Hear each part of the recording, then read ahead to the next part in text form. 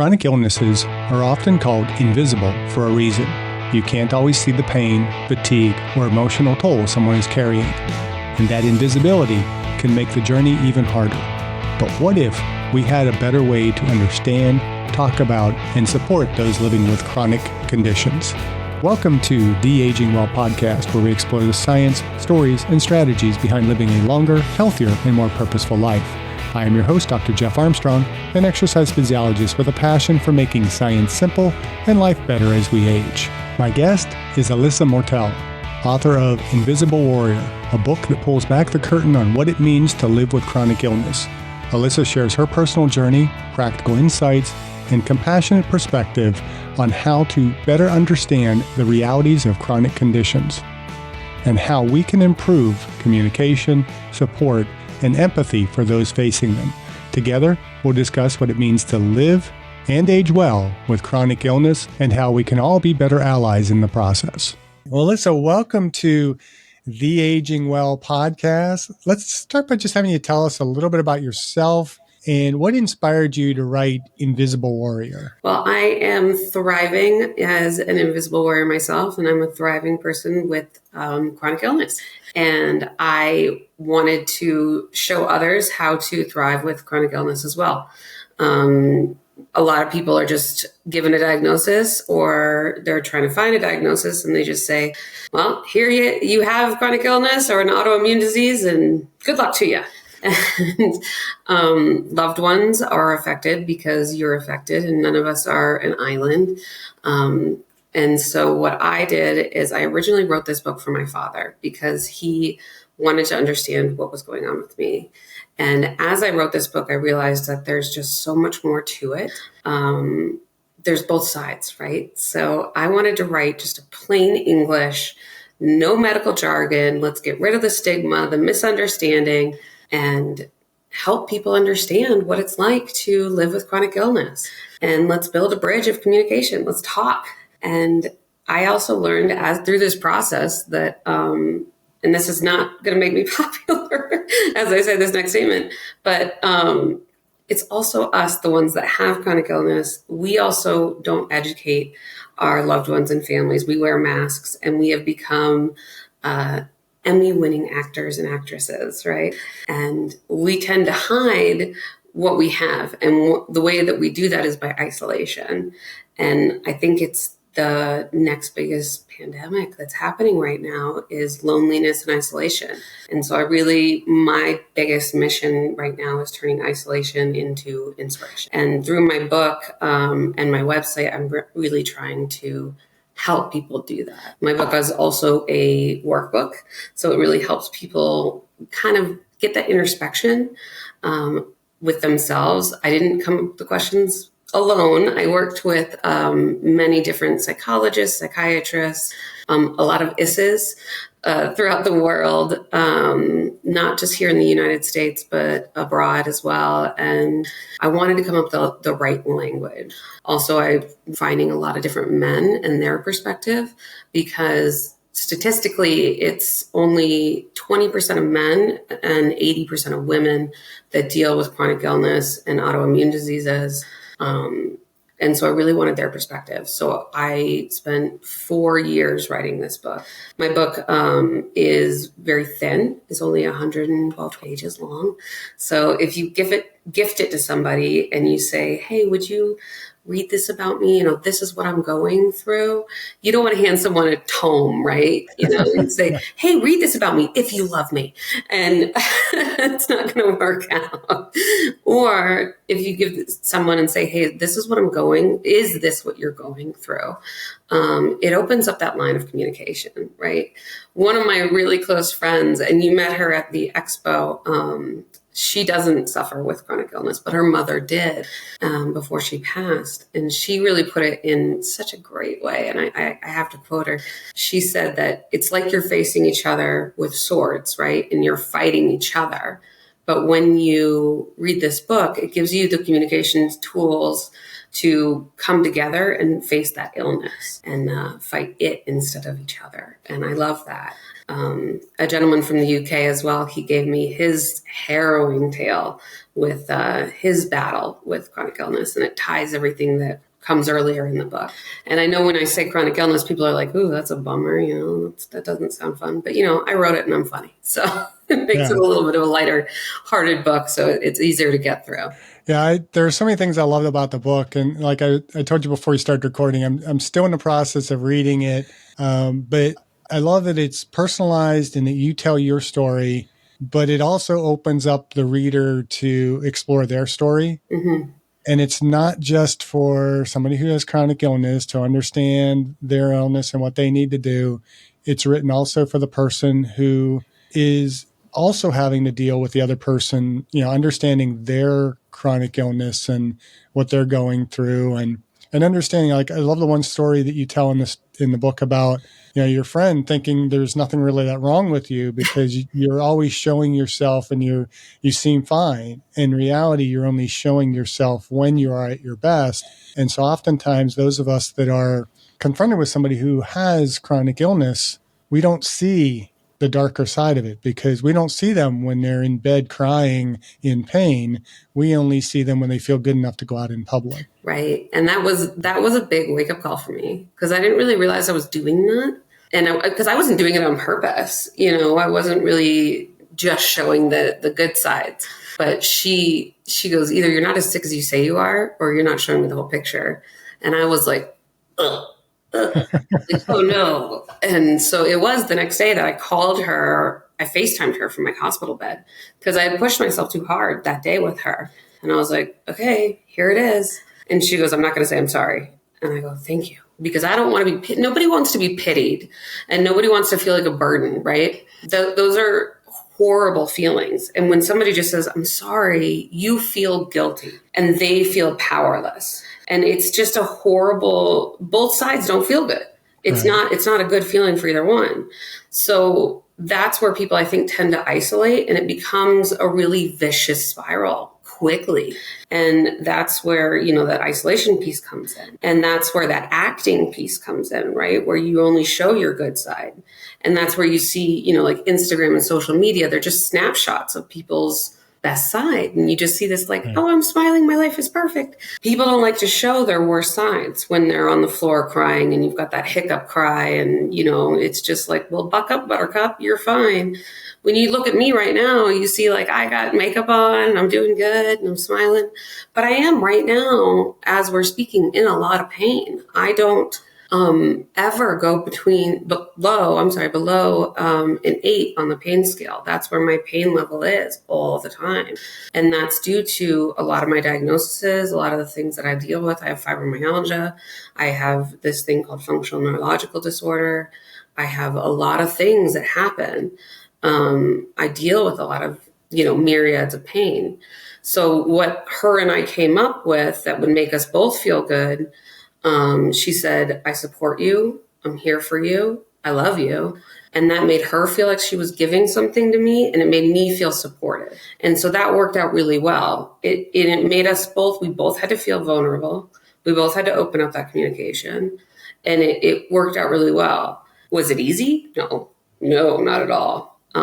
Both sides had to, come to compromise. And what happened further in our friendship is that whenever we were together and I was pushing myself, she would have to look at me and say, are you pushing yourself? Like, give me the grocery bag or give me whatever you're handling, maybe take a break. And I would have to be like, you're right, I am going too far, like here, and hand it off and sit down or whatever. Or I would be like, you know what, I'm fine. I can go a little further. And she would have to back off and let me do it. And if she was right and I, had a flare, she would be like, I can't tell you I told you so, which was hard for her. But, she had to promise I will never say I told you so, which was, a compromise that she had to make. It's a hard thing for some of us to do. Not say I told you so. Absolutely. So you describe chronic illness as often invisible. Yeah. And I want to dive into this a little bit deeper because I have a friend from high school that has rheumatoid arthritis, and we've had kind of a similar conversation. She's never used the term invisible before, but I think, as I have future conversations with her, it'll make sense to kind of bring that into that conversation. But what do you wish more people understood about that experience? Well, the reason I used invisible was because every single one of us, whether you have an illness or not, we all fight invisible battles. You're never going to look at somebody, on a subway platform or walking down the street and say, he had a fight with his wife, or that, she's dealing with, some with her mother or something like that. You never know what battles people are fighting on the inside or what happens with their day. It's like, oh, he stubbed his toe last night and it's really bugging him. It's this invisible battle that all of us internally are having. And everything that we go through, it goes through invisible biases, right? So I call it an invisible warrior because we all are fighting these battles. It doesn't matter if you have an autoimmune disease or an invisible illness or not. If you're a caregiver and somebody that you love is, you're fighting a battle for them, whether it's through advocacy or you're just emptying your cup every single day and you're running on fumes all the time as a father, as a mother, and you're just giving everything, or, a worker, and you're just exhausted all the time. And we live in a world that it's just stressful, and we're all kind of running on fumes, whether it's anxiety, stress, whatever it's doing. Turn off the news. Just turn it off. It's just hard. It's just a battle every day. What are you doing to refill your cup? And so that's kind of what I did to call it Invisible Warriors, because I think every single person on the planet is one. We all fight invisible battles. We're all kind of going through it. Sometimes I travel and I'll get to my destination and somebody will say something rude to me at the hotel or, on my way. And I'm like, do you know that I was just on a flight for 12 hours? And they can't see that on you, Yeah. And that's one of those things that we can't see our invisible fights, our invisible battles. And so showing kindness to a stranger because you don't know what they're fighting is so important in this world right now. And that's why I call it an invisible warrior, because that's what I believe all of us are. That's awesome. And how do symptoms like brain fog, fatigue, and depression impact day-to-day life for somebody with chronic illness? Because a lot of us that don't have chronic illness and a bunch of us that are whiners that think like we stub our toe and it's such a devastating thing and it's hard to get through the day. And we don't consider what people who have chronic conditions are really, really going through. So I like to think of it like budgeting, right? So for somebody who don't have those problems, let's say we all wake up in the morning and we all kind of have to deal with budgeting as adults and stuff. And so that's something that we commonly have to deal with. Somebody who doesn't have chronic conditions, you wake up and you have $20 every day. You're going to wake up with that $20. It's set. And everything costs, something. You take a shower, it's 10 cents. You go to work, that's $15, depending on how stressful your workday is. But you can earn money throughout your day by eating healthy, exercising, resting, deep breathing. You can earn back a little bit throughout your day. And so you got to budget your day, right? Does that make sense? Somebody with chronic ailments, like anything, depression, chronic, brain fog, fatigue, especially chronic fatigue, we don't know what we're going to wake up with. No matter what, everything costs. So one day we'll wake up with $20, which is a great day and it's super rare. Most of the time we wake up with, $3. Some days we'll only wake up with 30 cents. If you wake up with 30 cents, what are you going to do with that? You're going to call into work and that phone call costs 30 cents. The rest of the day, you're in bed. Now, everything costs. You don't earn. Eating healthy, taking a nap, exercising, you don't earn from that. It only costs. So that's kind of the difference between a quote unquote normal, healthy person as opposed to somebody that's dealing with a chronic condition. So that's the way that I like to describe it. And that's how you describe it in the book. And I thought that was really, really well done. And just a great introduction for anybody who's confronting somebody who has a chronic illness to understand that, it's a little harder for them because I can't, a nap is going to recharge me. Right. A nap for somebody who has a chronic condition might not do anything, and it could actually cost them. Right. They wake up and they're more tired. They won't wake up and feel rejuvenated. They wake up and so, a lot of people, especially with fatigue, chronic fatigue, they'll be like, oh, you're just tired, take a nap. No, they wake up and they're more tired. They don't wake up rejuvenated. They wake up and they're like, it's like Night of the Living Dead. They're just exhausted. And it's just a bank. It just empties, there's just a deficit. Unfortunately, that's just the reality of the situation.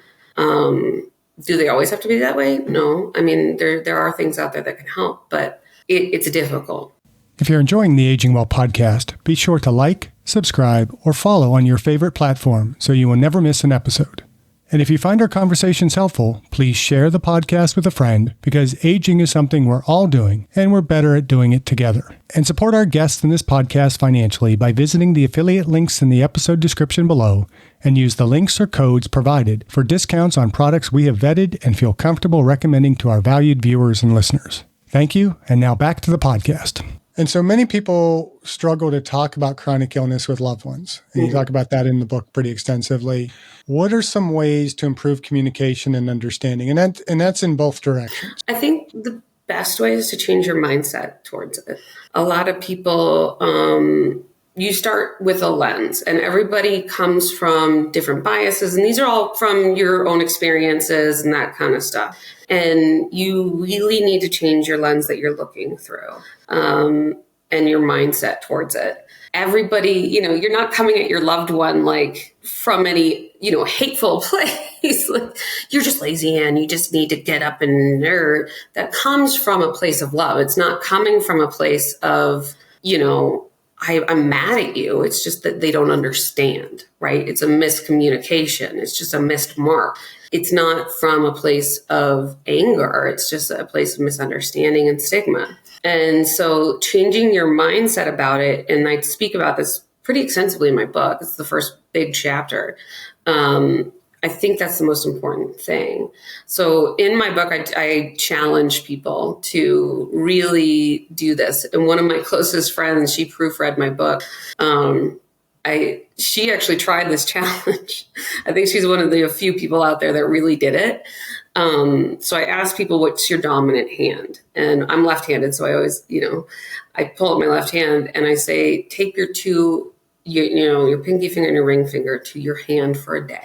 Don't make it too tight, but take some medical tape and just tape them down and try to get through your day, or picture getting through your day using your cell phone, driving, going to the grocery store, getting through work. What do you tell your coworkers? Oh, I'm just doing a challenge. Don't worry about it. Nobody asked, right? Nobody said, why is your hand taped all funny? What, do you use defecating humor? Do you, go to the store and you see somebody and they look at your hand? Do you say anything? Or do you just not? What do you do? And life is difficult with your hand taped that way. You can still use a door handle. You can still do things. You have your thumb, so you're fine.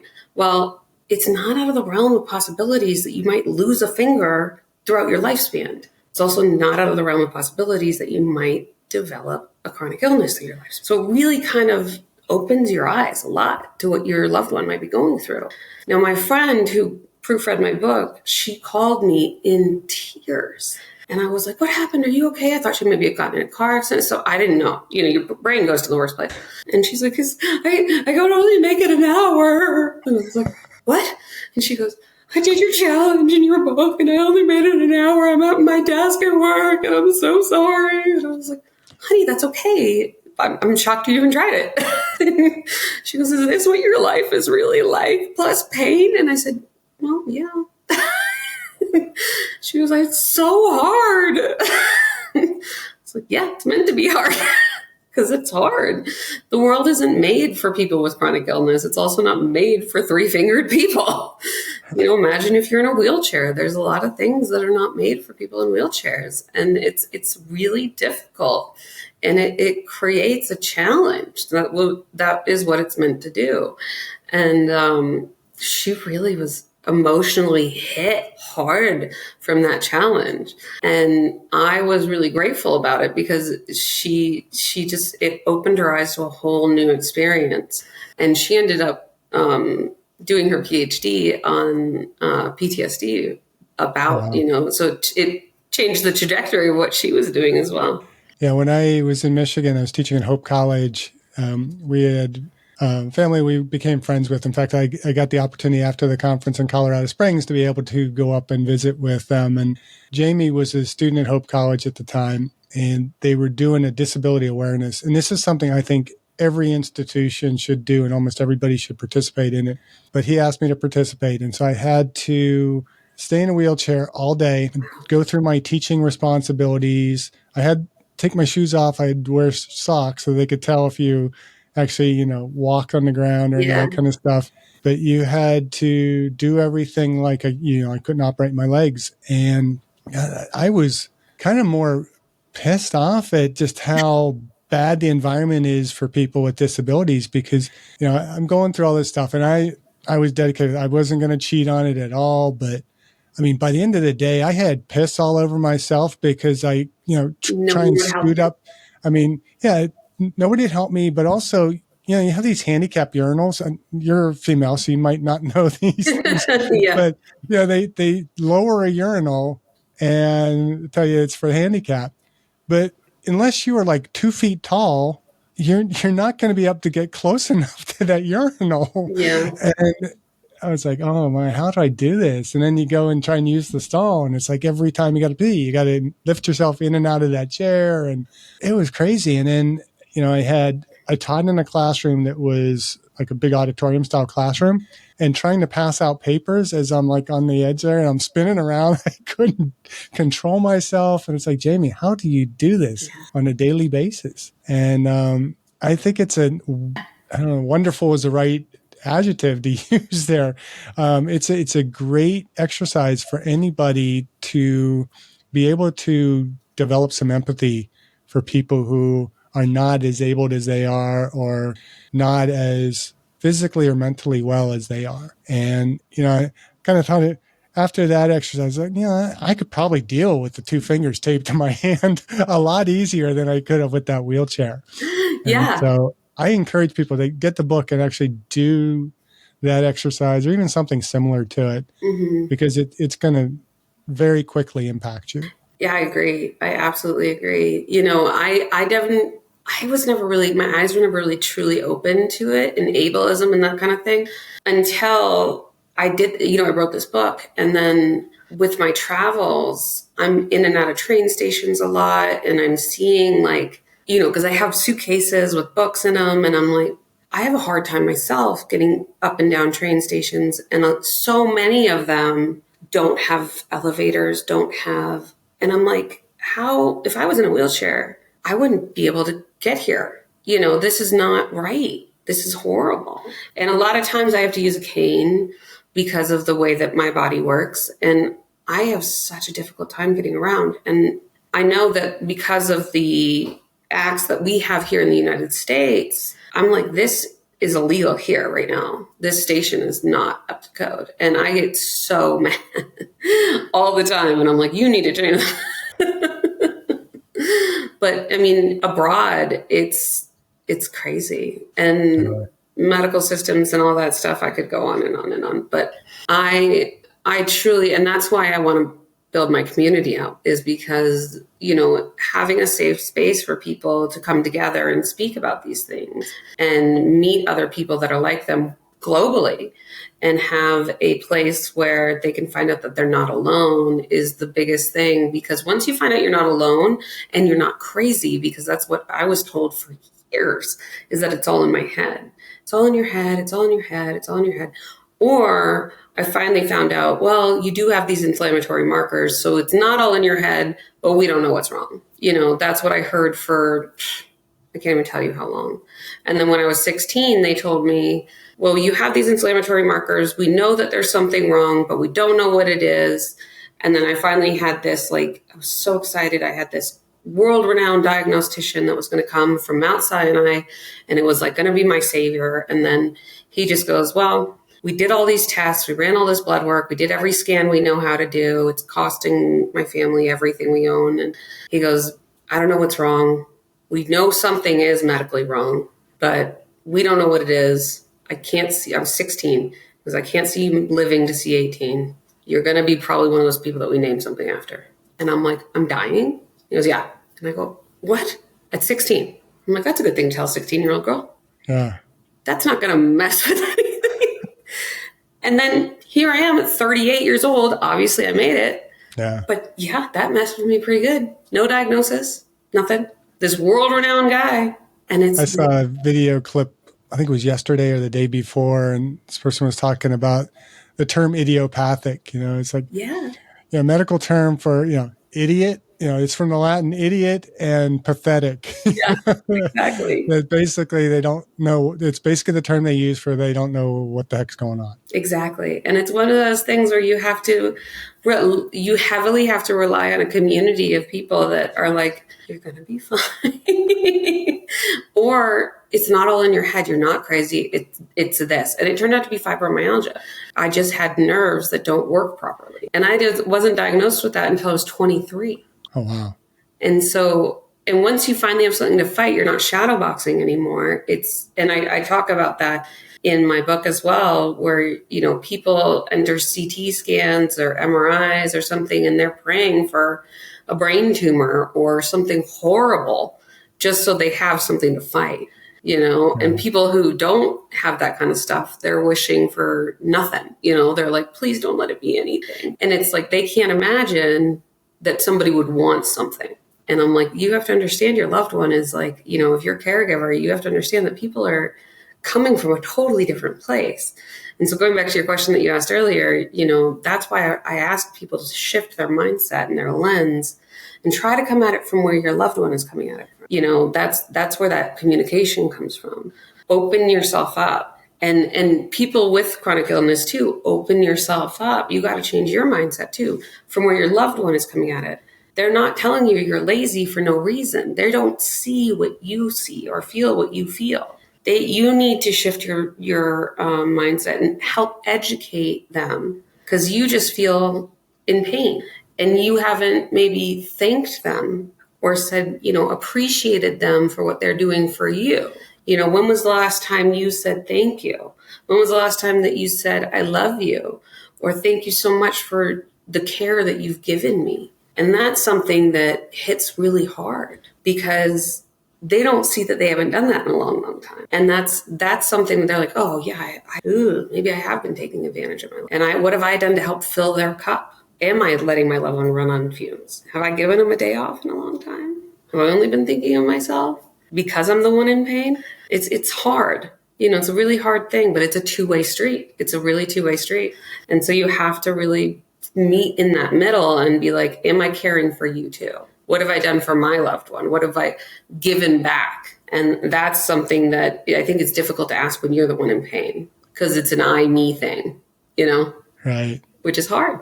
It's a hard thing. And I think it's a very, very important thing for our listeners and viewers to understand, and not just for the person who is facing the chronic condition or their caregiver, but also the medical community. Yeah. I know from my friend who has rheumatoid arthritis, she will not go to physical therapy because she's had such bad experience with physical therapists that are like, come on, you can do this. And you don't understand. No, I can't. And when I say no, I can't, it means no, I can't. And then you have the doctors who, are doing their best. I don't deny that, but they don't understand. And it's an easier path to say, like with fibromyalgia, I think sometimes it's underdiagnosed and sometimes it's overdiagnosed. Yeah. Where it's like, I don't know what's going on here. We'll just call it fibromyalgia.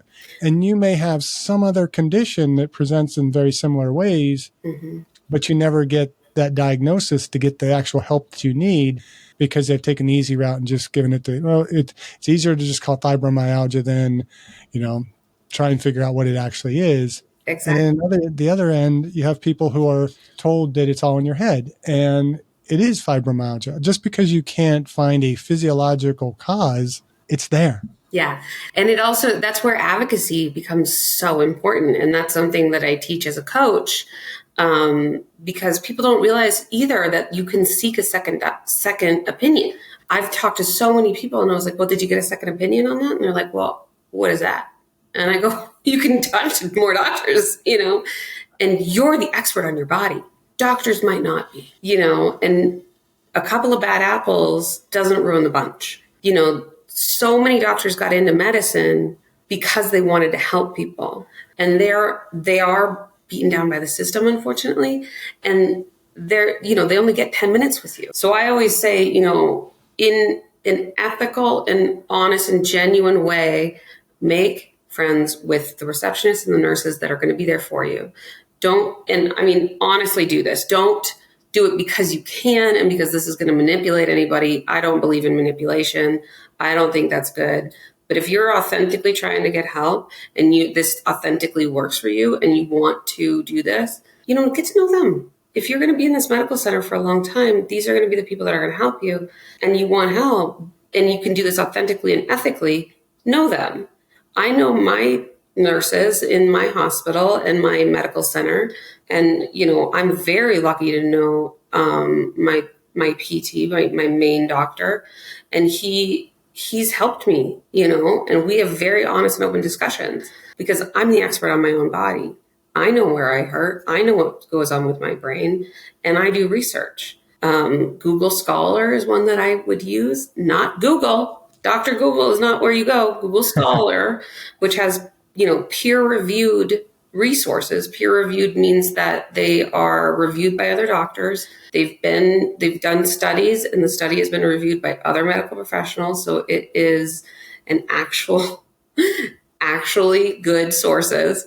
They're harder to read because they are peer-reviewed and they're science, based. And so they're very dry. They're not like, what you would see on Google or AI comes up with. So, but that's where I would go for any resource. If you're going to look at Dr. Google, go to Dr. Google Scholar.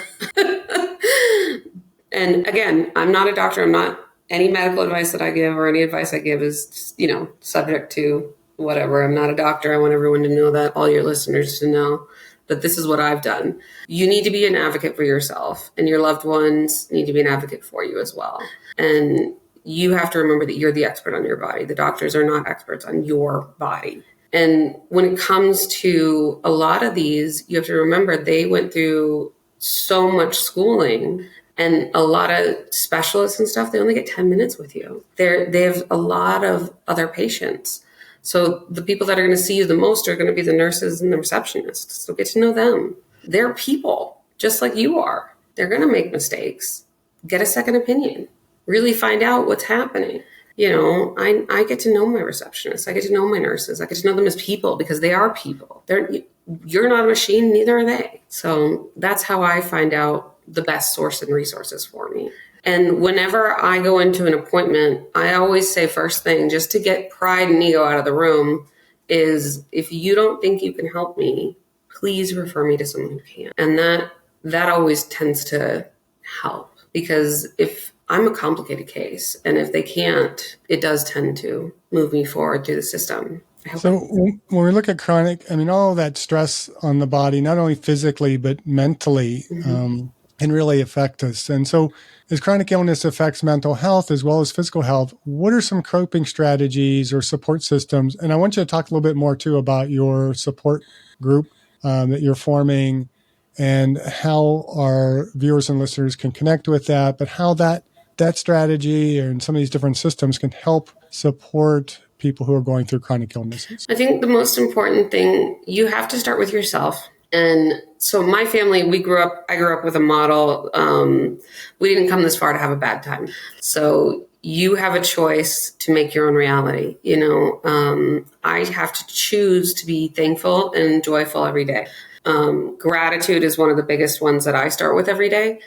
When I wake up in the morning, even before I lift my head off my pillow, I say 5 things I'm grateful for.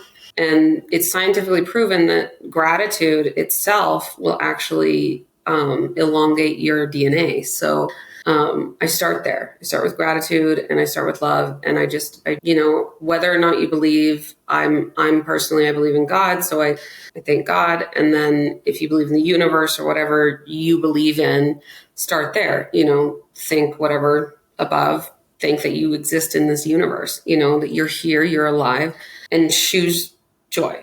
That's the first thing you got to choose. If you think that, your life is terrible and miserable, it's going to be terrible and miserable. Your brain is going to find evidence for that.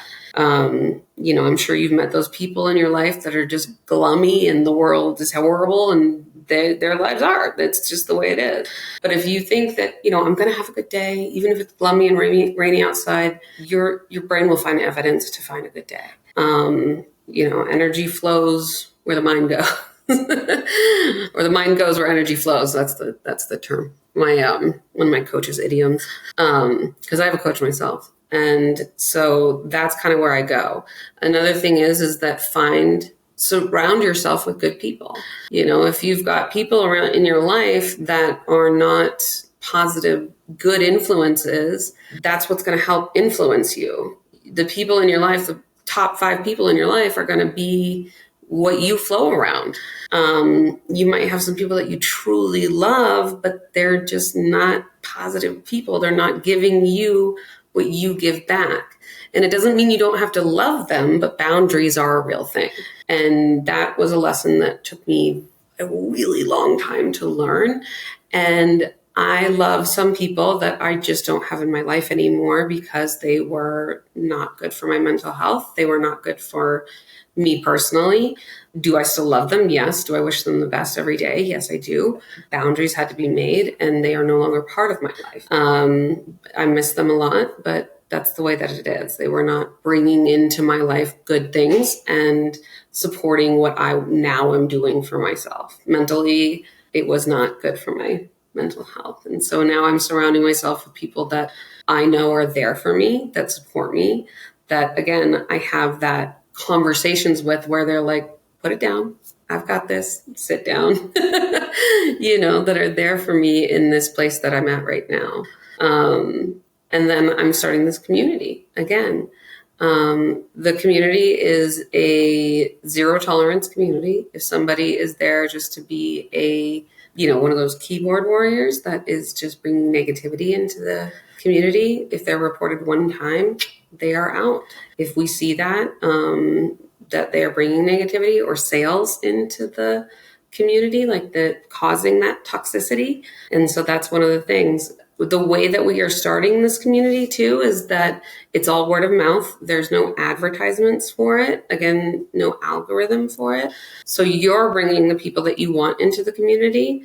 It's a pay it forward model. So you join, then you invite 3 of your friends. Those 3 friends, they bring 3 more friends, and so on. So it has a potential to grow very quickly. From that model, math-wise, and I know a lot of people don't math. I love math, but that grows quickly, but it brings the right people in because you're the one inviting them. You're bringing the people that you like and that you think would bring value into the community, and that's the way that it grows from there. So I want you to join me in a campaign.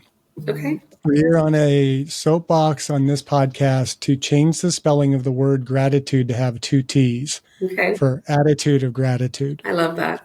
Yeah, so that's now how I spell it. Spell check doesn't like it, but that's how I'm going to spell it. Spell check doesn't like half the things I put out there. So I'm with you already. Let's see. What else do I want to go here? So many different things to talk about. So how do you personally manage the emotional weight of living with chronic condition? You mentioned, that, you have faith. Did you mention journaling? I can't remember if you said. I journal, yes. You write down the 5 gratitudes. So. Journaling is a big one. My journals, and it's a journal that I also give to a lot of my clients and a lot of my community, is I do... my journals have a pity party page and they have a rage page so that I can, because I'm human, I have those emotions. And so I try to get those emotions out in a positive way. And if you let it stay in your body, it'll volcano out. So I do those, I have my pity party page and I have my rage page, and I get those out. And then I have my positive pages and positive affirmations and all that kind of stuff. But you can't just be positive all the time. Nobody is that person. And I think in today's wellness community, they really try to throw that at you so much. And as a wellness coach, I understand that we are a spectrum spectrum and we are a rainbow of emotions. And so I want you to feel those emotions. And so that's really what I do for my mental health, is I try to make sure that I have my feelings and I express them as well. And that my clients do too, is that you're allowed to feel angry. You're allowed to be like, this, I get it. You don't you don't control this. And so what I did for when I was diagnosed with FND and my baseline pain moved up. So as I told you earlier in the in our conversation, is that I live at an 8 in the pain scale every day. It just doesn't go below that, unfortunately. And I've been that way since 2019. So about the last 5-6 years. And I used to be at a 6. And so this pain is real. I mean, it's really real and it's hard. Some days are harder than others. Some days I can, move through it pretty well, but I choose every day to live with joy, and I make that choice. And it's a choice. It really is. I could choose to just stay in bed and grump over it and feel the pain and be mad. And some days I am. I do have faith, and I believe that God and I don't really believe in religion. I believe in relationship. And so, I had it out with God. He's a big boy. He can take it. So, we got in a fight and I said, this is not fair. And I'm mad at you and all of that. And we had our little argument and I moved on. I still love him. And so that was it. And, I moved on with my life and we're now in a better place. And, it's a loving relationship, and that's how I feel like it is. And so I journal, and I have my bad days and I have my good days. And some days I do wake up with those 30 cents in my bank account and I go, well, I had a plan for today, but I only have 30 cents in the bank. So I guess I'm going to have to call some people and say, I'm sorry, but this is what I have to do for myself today. And because I have those, my core values and things, I live off those, and I have to tell them, I need to take time for me. This is what my body's requiring of me. I apologize. Can we reschedule? People understand. People are genuinely kind and loving. And if you put that out in the world, it returns to you. I find that people don't tend to be like, well, that doesn't work for me. I'm like, well, then I don't want to work with you. Those aren't the people you want to surround yourself with anyway, and if you can't do something, if your body is telling you, slow down, you need rest, it's usually telling you that for a reason. And you have to work with what you have to work with.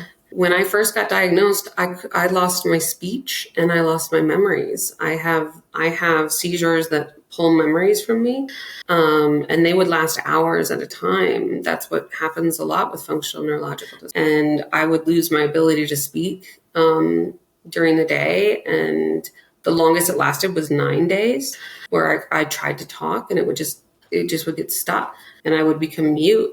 It hasn't happened in a long time, knock on wood. And the way that I kind of healed myself and handled that is I learned and am learning Mandarin Chinese to help my neuroplasticity kind of carve in new areas of the brain. Now, I still have a lot of seizures throughout the day, but they've shortened into moments and minutes as opposed to where they were, which was hours. I notice them more when I'm typing, and I'll see like double words when they come up, or I'm having a conversation and I like skip a little bit. And I notice like, what was I talking about? Or something like that. I know the frame of thought I was at, but it was like a minute or two that I lost. But that's where it's my mental health. I choose joy. I have to choose that. And I have to choose it all day. It's not like a minute and I'm like, okay, I wake up in the morning on the right side of the bed. No, it's like deep breath. That was a bed. That was that. Okay. I'm going to be happy right now. And it's a constant thing. Does it always work? No, it doesn't always work. I'm human. We get angry. We have hard times. Yeah. I choose it and listen to my body. I don't deal with chronic illness, but I'm kind of in that same boat where I have to choose positivity or negativity at basically every step of the morning. It's like I can get myself all positive. I get in the car and start driving to work, and I get to the first roundabout and somebody's stopping at the roundabout instead of yielding. There goes that whole morning of positivity, and you got to regain it back. It's like, no. And that's where I kind of like to carry a little spray bottle in the car There's, the word it's used throughout Ecclesiastes in the Old Testament, where it talks about mist or nothing and that kind of stuff. Is this haval?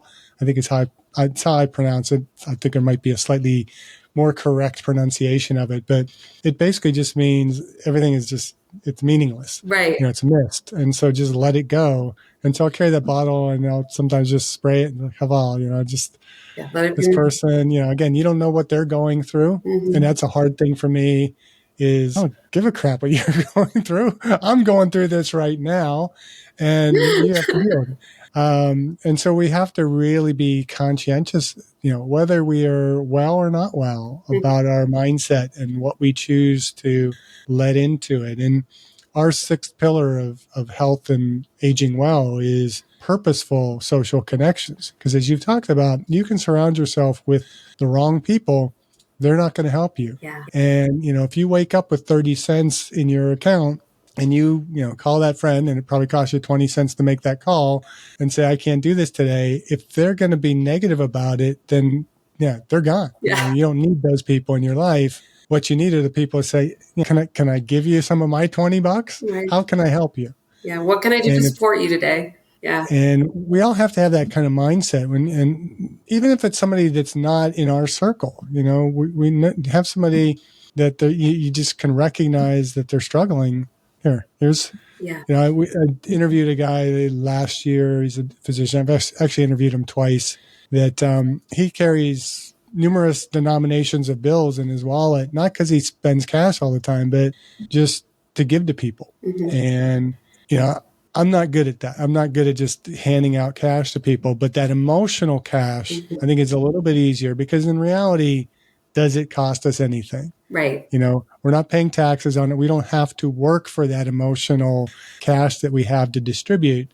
And in giving it, for those of us that are able to give, it gives us the capacity to multiply that. Somehow, if, I know you're struggling and I offer you just a little bit of, whether it's a kind word or, help you carry that bag that might be overloading you a little bit, that doesn't cost me anything. And in fact, if I go back into my emotional wallet, I'll find there's probably more than there was before I distributed that to you. And I think that's important for people to really understand, as we look at kind of the spiritual side of well-being, giving of that emotional ability that we have to give only multiplies it. Absolutely. And especially helps those who need it. Absolutely. I'll never forget this moment. I used to work on cruise ships. And there was this woman and she was like storming through, we call it I-95, the bottom of a cruise ship where, everybody's hustling back and forth. It doesn't matter what cruise ship you're on. It's called I-95. That's a little inside secret for everybody. But I was on I-95 and I was just walking leisurely. I think I was off for the day and I was just walking and this woman, she was huffing. And she bumped into me and she just watched out. And I saw her and I just grabbed her and I hugged her really tight. And she's like, what are you doing? And I said, whatever you're going through right now, it's going to be okay. And she just tried to get out of my arms and I was like, nope, you're going to be okay. And then I let her go. And she just looked at me and she's like, you're crazy. And then she just kept walking. And I was like, okay, I hope she has a better day. And I just stopped and I kind of said a little quick prayer for her. And I said, God, I hope you heal whatever wound she has going on right now. And then I just continued on my day and totally forgot about it. I was like, I've never seen her before. I think she was an officer. I didn't, just moved on. The ship was big, a lot of people working on it. And I moved on. And then it was like a month later, she found me. And I think it was on the crew bar or something on the back of the ship. And she found me and she grabbed me, hugged me really tight, tighter than I hugged her. And she started just weeping. And I was like, are you okay? And she goes, I am now, but I wasn't that day. She goes, you have no idea what you did for me that day. You stopped me when I was going to do something really stupid. And I just want to thank you. And I'm okay now. And I just started crying because I felt it. And that cost me a couple of seconds. And it was like, it changed her life, maybe saved her life. I don't know exactly what really stupid meant, but it really hit me hard. And that was a moment of my life that I will never forget. Because it costs you nothing to be kind to another human. Yeah. And again, I had no idea what she was going through, totally invisible to me, but I saw her and I saw how mad she was and I just grabbed her And I don't know, she could have punched me in the face. You know what I mean? Like, she was a wily one for sure. Yeah. But it cost me nothing to just give that kindness to her and give her some heart. And it costs you nothing to be kind to another human being, because we're all fighting in this world. And if you stop for a second, and it doesn't matter what's happening in or around you, you can stop and find something beautiful within your eyesight. Whether it's the way the sun is coming in, whether it's, a flower on the street poking through the concrete, you'll find something beautiful everywhere. I remember when 9/11 happened, and I was terrified. And it was my art teacher, because I was in the art classroom, because we all remember where we were at that moment. And I was just shaking because I was having kind of a panic attack, and I couldn't believe something was happening. And my art teacher came over and she grabbed me and she said, always look for the helpers. No matter what's happening that's bad, you will always see people running towards the disaster to help. In humanity, you will always find someone who is good. And that has always stuck with me. And so that's what I always look for, and it's blessed are the peacemakers, and it's not a, fairy tale, small, peace, man, good vibes. It's the hardcore peacemakers that run towards the fire, right? And that's what I think the world is today, is that it's that gratitude with 2 T's. It's an attitude that you really need to have that is hardcore. I'm getting goosebumps. We're getting deep in this conversation. Yeah. This is awesome. Those are my, that's one of my values, and that's what I try to really bring in with my book and this work that I try to do around the world, is that that's what we need in this world, is those people that are willing to run towards it and say, and me, and I try to be one of them, is say, this world needs peace, and that's what we are, is just fighting towards the advocacy and the empathy and the love. And my book was actually used, one of the first people I gave it to was my doctor, and he used it in roundtable talks in the hospitals and with his nurses and with his other doctor, colleagues and stuff. And my aunt, who teaches, she teaches nursing, and she used it as she used it. And it was really eye-opening for her too, she said. Well, this conversation is going to make its way into my pathophysiology and exercise class this fall, because, it's one of the things that I want to teach my students. It's not, you don't have to know all the conditions that are out there. You just need to know the questions to ask and have empathy with a big E as you deal with people, and just understand that you don't know what they're going through, but, just lean into it and help them where you can. Yeah. And if you're going to be a physical therapist, you're going to be an occupational therapist, or even just like a personal trainer. Oh, yeah. Or a doctor, you need to just have that level of empathy, just to listen and to, like you said, be the helper. Mm-hmm. Yeah. A school is talking to me about possibly using the book as as one of their course books. And I'm really hoping that they do, because that would be great. Awesome. Yeah. Yeah. Like I said, I think everybody needs to do one of those disability exercises, whether it's taping your hand, fingers to your hand, going in a wheelchair, being on crutches, walking with a cane, whatever it might be. I've seen exercises where, you have to be blind for a day. Oh, yeah. I couldn't imagine that either. I take too many things for granted. And so, yeah, I think it'd be awesome for that to be included in schools. You're talking like a K through 12 program, or I'm college? talking about no, doctors and nurses. I think it should be in high school classes. My daughter has a life class, which is kind of really bizarre. I mean, to me, it's kind of what we called homeroom when I was in school, but it's, they're supposed to learn all these life lessons that apparently us parents aren't teaching the kids very well. But, that would be the, good kind of assignment to be in there, to have them read through that, just so we can have a little bit more empathy. So you can kind of look around that room, and that weird kid in the corner, isn't as weird, Right. We're all human. We're all the same. Yeah. We all want the same things. We all want safety. We all want to be loved. We all want to be sheltered. Those are the things that it breaks down to very few things, you know what I mean? And it's not hard to see those things. But when we're growing up and in those, especially teenage years, it's like judgment. It's hard to see, but that's one of the things I love about travel is like you meet people from all over the world and you think our cultures are so crazy different and, the food's so crazy, but our values are the core values we have they all align so easily and so simply into, just love and protection and safety. And the earlier we can learn that in life, the better. I mean, I reflect back on my teen years, and I was considered an extremely nice kid, but I have so many friends now that it's like, how am I friends with you? Because the way I treated you in elementary school and middle school, it's horrible. I mean, I have lead in my hand that it's from this kid, Matt, from eighth grade. I think it was 7th or 8th grade. I was picking on him. He sat behind me in class and I turned around and I said something to him, whatever. He stabbed me with his pencil. And it is a constant reminder to me what an asshole I was in school. And you never know when those paths are going to cross again. It turns out, I have a friend in Arizona who she showed a picture on Facebook and I'm like, I know that guy. Yeah. That's Matt. And her chorus director was this guy I went to high school with. And, I met her when I lived in Texas. It's like, wow. How do these paths cross? And, I have good friends now that it's like, I can't apologize enough. And my one friend, Jay, who, we bring him up on the podcast a lot because he's the one that kind of identified that I always speak of what we call now the SPIES model, my well-centered fitness, the spiritual, physical, intellectual, emotional, that I always put it in that order. And so we always credit him. And I've been so apologetic of how I've treated him in elementary school. And he's like, Jeff, you got to get over that.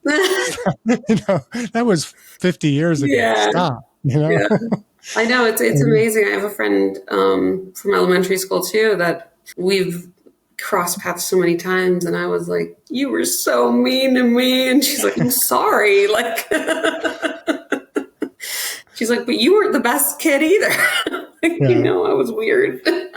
We're all bad like that. I mean, I think what it is we don't understand, we haven't learned enough about pain and what other people are going through that we kind of reflect our own pain on somebody else. Yeah. And, we are so desperate to fit in that we're going to push away the people that don't fit in as well, right, so that we look better for those that we think are the ones that we should be fitting in with. And in general, the people that we feel like we should be fitting in with, those are the people that, 40 years later, you're not going to want to have anything to do with, or, you might kind of have some relationship with them, but they're not the important people in your life. Right. Or, it's something that you see similar to you. You're like, I see something about them that I don't like about myself. So I'm going to pick on them because it's something exterior. It's just silly things in school and we have no frontal cortex yet. So it's like processing power of a child is not good. Yeah. But, it's those emotional scars and it's funny. I read this book and it was like, I wish I remembered the title, but it was talking about how the scars that we leave again are invisible when you're a kid because, it's one word or one phrase that you remember. And it's weird how you remember that one time. And it was that one kid that said that one thing and it's just in you. And it's this wound and it's festering. And you're like, why did that bug me? And it's at night when you're like, okay, time to sleep, brain. And your brain's like, let's talk about that. And you're like, really? Remember that one time in 6th grade? When who cares? I don't care. I need to get some sleep. Yeah, it's those things. And that's all a part of the mental health thing where you got to heal and those things that you need to come away from. And those are my pillars too. It's like encouragement. And that's what I talk about, those values. It's all for Invisible Warriors, and that's the company name too, along with the book.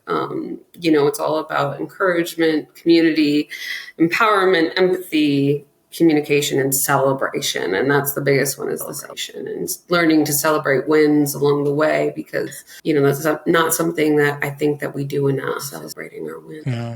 What role do you think storytelling like yours plays in raising awareness and fostering empathy? Well, I think that we're all stories. We're made up of stories. We've been storytellers since the beginning of time, really.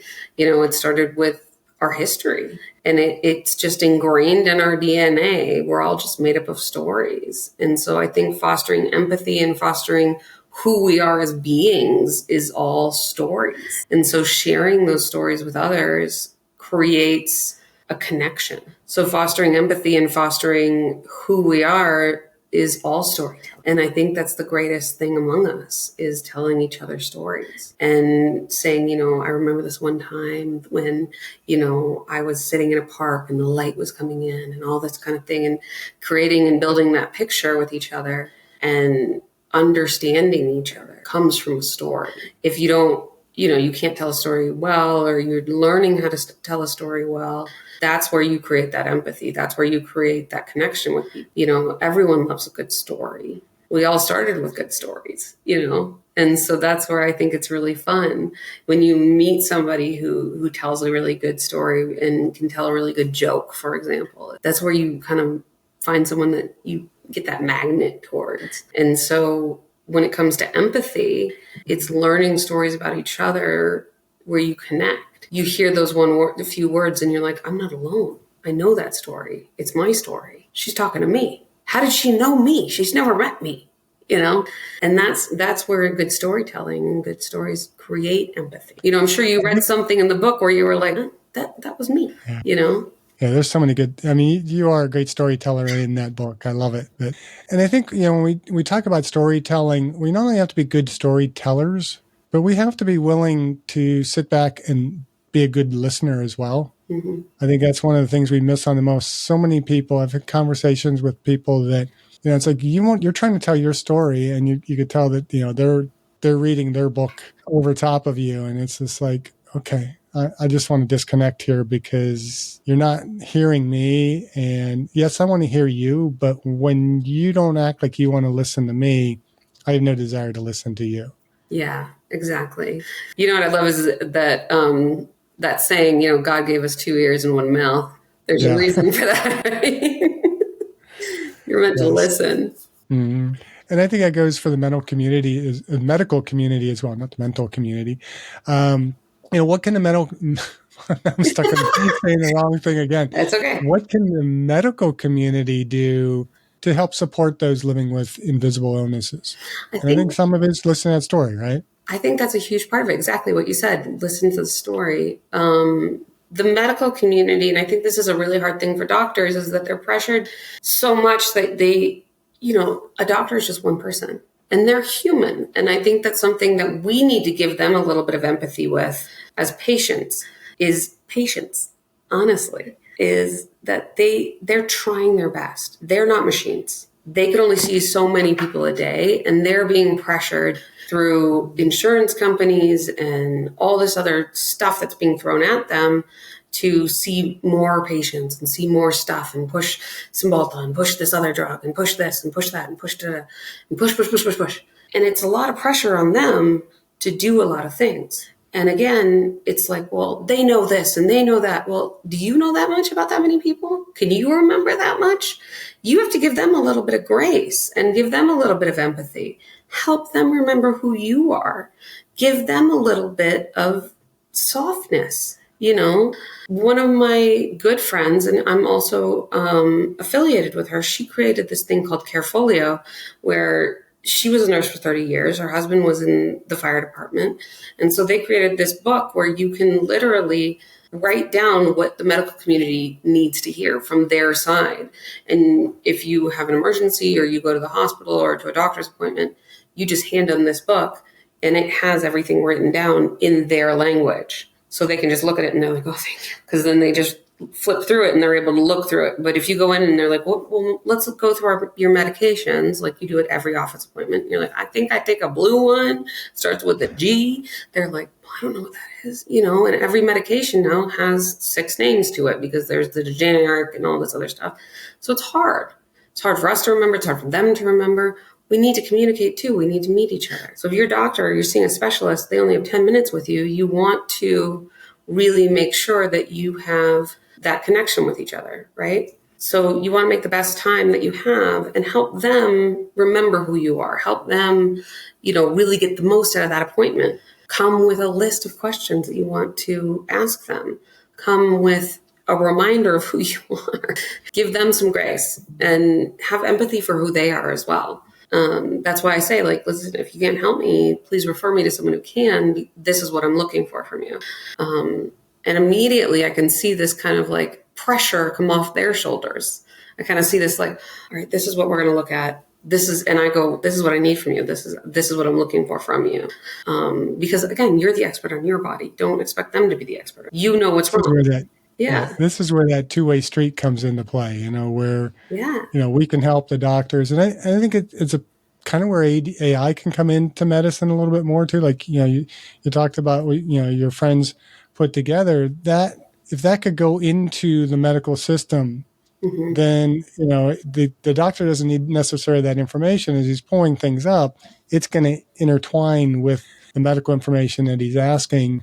But I think it's also important. We had Dr. Jason Snibbe on, who is the orthopedic doctor for the Lakers and a bunch of other sports teams in LA. And he is the child of two psychologists. And so he is very cognizant of the psychological interaction with his patients. Yeah. And he was stressing how, it's important for doctors and for patients. When the doctor says, when they ask, how are you? They shouldn't be asking for the symptoms. They should be asking, what's going on in your life? And we should be willing to kind of tell them that, because that's where they can get to some of those deeper symptoms. It's like somebody comes in with chronic fatigue and, you immediately jump to, you have fibromyalgia, which no doctor is going to do. But, if they jump to that rather than realizing, oh, you're going through a divorce, you've just lost your job, your child has brain cancer. I mean, you have all these different things going on. Yeah, you're not sick. You're just overburdened and you need some help. So I think it's important that we really widen that two-way street when it comes to, the medical community and our interaction with the medical community and our interactions with each other. Maybe it's not necessarily a two-way street. It's maybe a four-way intersection that we all have to be a little bit more courteous. It's roundabouts that I don't like, that we have to be willing to yield and to let one another move properly through that. Absolutely. Yeah, we got to stop saying, that's a great analogy. Absolutely. We got to stop saying, fine, I'm fine. Yeah. When people ask me, how are you? I have started telling them how I am. People they go, how are you? And I'm like, well, I'm stressed. I'm a little stressed. And this is why. I've got to go to Denver. I've got to do this, and I'm doing this, and I'm doing that. And I haven't slept. The last Airbnb I was at, the mattress might have as well been a yoga mat on the floor. That's what's going on. And, I got cupping the other day and I'm so bruised up that, and the bruises hurt, but the cupping was nice, so I'll be good in a couple of days when the bruises go away, that kind of stuff. Instead of saying, oh, I'm fine. That's such a wimpy, not real answer. Tell them how you really are, especially people that care about you. Don't use that. It's like that. Sure. Well, that's not a yes or no answer. What kind of answer is that? I hate that word. Are you would you mind coming over and helping me with this? Sure. Is that yes? There's so many ways you can say that, like, sure. Or, sure. Yeah. You're like, sure. It's just, that's one of those, I'm like, don't say that word to me. Cancel that word out of your vocabulary. Let me know. Yes or no. Just, you can say no. It's fine. That's a completely acceptable answer. Just let me know. And we have to ask that question, how are you doing, and expect an answer. Yeah. We don't expect an answer in this country. No. And it's not just this country. I can guarantee you it's not just this country. Yeah. But it's fine. I'm fine. I love in Norway, it is, there's this great answer and I love it. It says, I'm standing up and I'm not crying. And I love that answer. Because my sister has accepted that answer now. She starts telling people that, well, I'm still here and I'm not crying, so I'm okay. So remember that one. Yeah, it's a good one. And I love that answer. Well, I'm here and I'm not crying, so I'm doing all right. I'm making it through my day.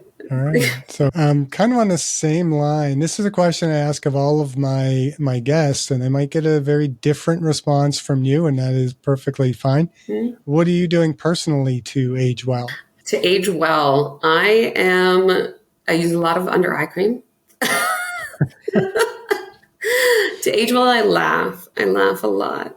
And I make sure that those around me are having a good time as well. Like I said, I didn't make it this far to have have a bad time. So to age well, I make sure that I laugh, and I try to genuinely make sure that the people that I encounter are better off for having met me. And that is aging me well, I think. It's a very different question for people who have chronic illness versus people who are what we consider apparently healthy. And there's a reason I tell myself, we call it apparently healthy because we don't know what's on the underside. Yeah. And I have purple hair. That's helping me age well. I have fun with it. I think that helps other people age well. It brightens our day to see somebody with purple hair. I just wish I had hair. I have nothing to turn purple. Maybe the beard, but that would look really weird. Yeah. When I turned 35, I said, I think I'm old enough to do what I want, and I want purple hair. So I've been doing it for several years now, and I love it. Yeah. So that's your business color too, right? It is. I'm my own walking billboard. Yeah. It's branding. It's branding. It's all about branding. Yeah. So where can the listeners go to learn more about your work, learn about your group, and get a copy of, because most importantly, get a copy of Invisible Warrior? Yeah. So maybe multiple copies. ivwarriors.com is my website. And it's kind of a play on words, because if you have a chronic illness, who hasn't had an IV once or twice in their lives? So ivwarriors.com is where my website is, and they can join the global community there. They can book me as a one-on-one coach or sign up for a free consultation and talk to me more privately, which is great. I love talking to people. And they can get my book on amazon.com. And yeah, that's where I'm at. And we'll connect all those links to the description notes. Yeah. Is there anything we failed to talk about today? I'm sure, but that's okay. Yeah, I think we covered some great topics. Yeah. This has been a wonderful conversation. I've thoroughly enjoyed myself. I have too. This has been great. I hope the listeners enjoyed it as well. Yeah. We'll have to have you back on because I think this is a topic we can dive a little bit deeper into. Anytime. I know that there are some people that are going to definitely enjoy this episode of the Aging Well podcast. Absolutely. I want to thank you for coming on today and just kind of brightening my day. Hope it brightened yours. Absolutely, it did. Well, it was wonderful meeting you in person in Colorado Springs. So I can't, seeing you again has just been a joy. You've actually been the first guest that I met in person before I've had on the podcast. So wow. You're a first. Oh, I love it. Yeah. It makes me feel super special, actually. So we will have you back. There's something about Colorado. I just get so many great guests from Colorado. So it's a good state. I like it here. Yeah. It's hard to leave when I travel, but it's always good to come home. Mm-hmm. Well, thank you again. Just keep doing what you're doing. And I know it's a different request, but just keep aging well. Yeah, thank you. I appreciate it, Jeff. Thank you. And I will. I'll keep aging the best I can. That's all we can do. Yes, exactly. Thank you for listening. I hope you benefited from today's podcast. And until next time, keep aging well.